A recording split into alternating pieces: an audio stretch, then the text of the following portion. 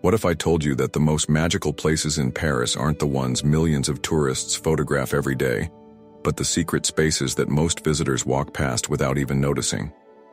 By the end of this video, you'll discover how following a mysterious elderly woman through the winding streets of Montmartre led me to a hidden world that exists just beneath the surface of the world's most famous city, and why the real Paris only reveals itself to those who know how to look beyond the obvious. It's 6:47 a.m. on a misty September morning in 2024. The cobblestone streets of Montmartre glisten with dew, and the air carries the aroma of fresh croissants, mingling with the earthy scent of wet limestone. Most of Paris is still asleep, but I'm wide awake, walking slowly through streets that feel like they belong in a different century. I'm Oliver Grant, a travel photographer from London, and I've been coming to Paris for 7 years trying to capture something that every other photographer hasn't already immortalized 1,000 times. My portfolio is filled with technically perfect shots of the Eiffel Tower, stunning angles of Notre Dame, and golden hour magic at the Louvre. But they all feel hollow, like beautiful postcards of someone else's experience. This morning represents my last attempt to find the Paris that exists beyond Instagram feeds and guidebook recommendations. I've spent 3 days wandering the tourist circuits, growing increasingly frustrated with my inability to see anything fresh. Every corner I turn, every alley I explore, I find other photographers capturing the exact same moments I thought I'd discovered. The weight of professional disappointment sits heavy in my camera bag. My editor at National Geographic Traveler wants something authentic, something that shows Paris from an angle that readers haven't seen before. But how do you find the undiscovered in the most documented city on Earth? There has to be something, I whisper to myself as I climb the steep streets towards Sacré-Cœur. Some version of this city that tourists haven't found yet. Some story that hasn't been told.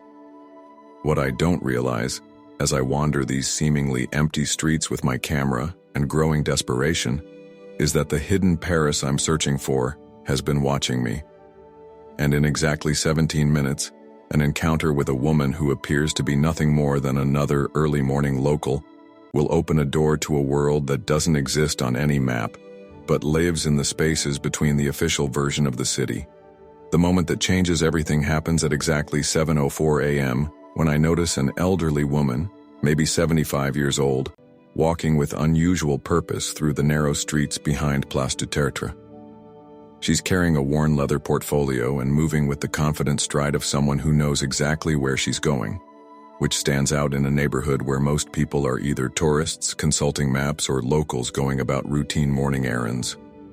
Something about her intentionality draws my photographer's eye. I follow at a respectful distance, not stalking, but curious about where someone walks with such determination this early in a tourist district. She stops at what appears to be a blank wall between two buildings, runs her fingers along the weathered stone, and suddenly pushes open what I hadn't realized was a hidden door. The wall swings inward like something from a fairy tale, revealing a narrow passage that shouldn't exist according to any architecture I understand. The woman turns and looks directly at me, as if she's known I was following her all along. "You're looking for the real Paris," she says in accented English, her voice carrying the quiet authority of someone who has spent decades observing people. "Not the Paris they sell in postcards." I'm so startled that someone has seen through my intentions so clearly that I almost drop my camera. Yes. How did you know?" She smiles, an expression that suggests she's had this conversation before. "Because you're walking like someone who has lost something. And you keep looking at things the way photographers look when they're trying to see past what everyone else sees." She introduces herself as Marguerite and explains that she's a retired art history professor who has spent 40 years documenting the unofficial spaces of Paris, the courtyards that exist behind false walls, the gardens hidden on rooftops, the workshops where artisans still practice trades that date back centuries. Paris has two versions, Marguerite tells me as she leads me through the hidden passage. The public version that the city wants you to see, and the private version that the city keeps for itself. Most visitors never know the second version exists. Over the next 4 hours, Marguerite becomes my guide to invisible Paris. We climb secret staircases that lead to rooftop gardens where elderly residents grow vegetables and raise pigeons. We visit workshops where craftsmen repair antique musical instruments, their existence known only through word of mouth among musicians. Each location feels like discovering a room in your own house that you never knew existed. These aren't tourist attractions. They're living pieces of Parisian culture that operate parallel to the famous city, invisible to anyone who doesn't know how to look. The most magical stop is a courtyard accessible only through a bookshop where the proprietor presses a hidden button that opens a section of bookshelf like a door. Inside, 3 generations of the same family have been binding books by hand, using techniques and tools that haven't changed in 200 years. The breakthrough moment happens at exactly 11:23 a.m. in the hidden bookbinding courtyard when I watch a master craftsman, François, repair a 19th century poetry collection with tools his great-grandfather used. As I photograph his weathered hands working with thread and leather that cost more than most people's monthly rent, I realize I'm not just documenting a craft. I'm witnessing the preservation of cultural memory. This is not for tourists, François explains as he works. This is for Paris, for keeping alive the things that make this city more than just a collection of famous buildings. Oh my God, I breathe as the full understanding hits me. This isn't hidden Paris, this is the real Paris. Everything else is the performance. The revelation is profound and immediate. I've been thinking about hidden Paris as some kind of secret alternative to the famous city, but these spaces aren't alternative to anything. They're the foundation. They're the living culture that supports and sustains everything tourists come to see. The cafes, the art, the fashion, the food, it all emerges from these workshops and gardens and courtyards where people practice their crafts away from public view. Marguerite watches me process this understanding and nods approvingly. Now you see, the Eiffel Tower is beautiful, but it's not alive the way this courtyard is alive. A monument is something you look at. A workshop is something you participate in. The photographs I take in these hidden spaces feel different from anything I've shot in 7 years of travel photography. They have weight, authenticity, the sense of documenting something precious that exists regardless of whether anyone else ever sees it. When Marguerite finally leads me back to the regular streets of Montmartre at 2 p.m., I feel like I'm emerging from water into air. The transition is that distinct. The tourist Paris looks the same, but I understand now that it's just the surface layer of a much deeper and more complex city.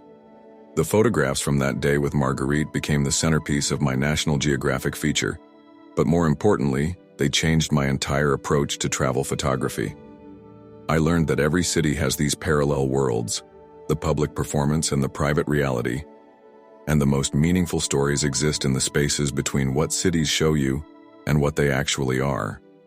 Marguerite and I have stayed in contact, and she's introduced me to similar hidden networks in Rome, Istanbul, and Barcelona.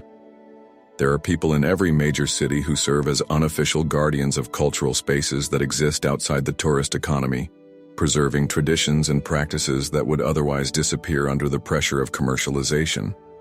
The secret to finding hidden Paris, or hidden anywhere, isn't about having special access or insider connections. It's about recognizing that cities are living organisms, not museums. The most authentic experiences happen in spaces where people are working, creating, and living their daily lives, not performing their culture for visitors. Since that morning in Montmartre, I've developed what I call depth photography, the practice of spending enough time in one neighborhood to notice the patterns, the rhythms, the moments when local life reveals itself naturally. It requires patience and respect, but the rewards are encounters with places that exist nowhere else on Earth. The lesson Marguerite taught me extends beyond travel and photography. In every aspect of life, there are surface layers that everyone sees, and deeper layers that reveal themselves only to people who take time to look carefully and build genuine relationships with their surroundings.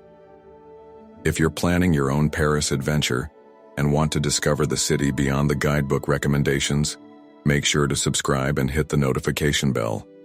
Next week in Part 4, I'll share the specific techniques I've learned for identifying, and respectfully approaching the hidden cultural spaces that exist in any city.